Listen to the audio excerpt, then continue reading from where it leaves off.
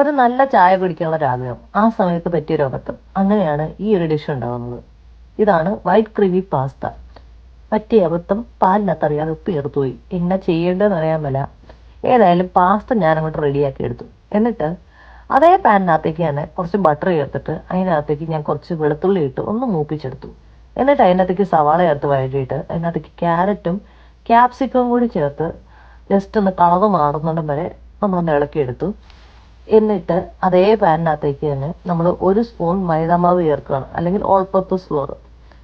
ഇതൊന്ന് ചേർത്ത് ഇളക്കിയിട്ട് നേരത്തെ അബദ്ധം പറ്റി വെച്ച പാലുണ്ടല്ലോ അത് അതിനകത്തേക്ക് നമ്മൾ ചേർക്കണം. ഉപ്പ് ആവശ്യത്തിന് ചേർത്തിട്ടുള്ളതുകൊണ്ട് തന്നെ വേറെ എക്സ്ട്രാ ഒന്നും ചേർക്കേണ്ടി വന്നിട്ടില്ല. കുറച്ച് കുറച്ചായിട്ട് ചേർത്ത് ഒരു മീഡിയം തിക്നെസ്സിലാവുന്നിടം വരെ നമ്മളൊന്ന് ഇളക്കിയെടുക്കണം. എന്നിട്ട് അതിനകത്തേക്ക് കുറച്ച് കുരുമുളക് പൊടി, ചില്ലി ഫ്ലേക്സ്, ഒറിഗാനോ ഇത്രയും ചേർത്ത് ഒന്ന് ഇളക്കിയിട്ട് പിന്നെ നമ്മളത് പാസ്ത അതിനകത്തേക്ക് ചേർക്കുക.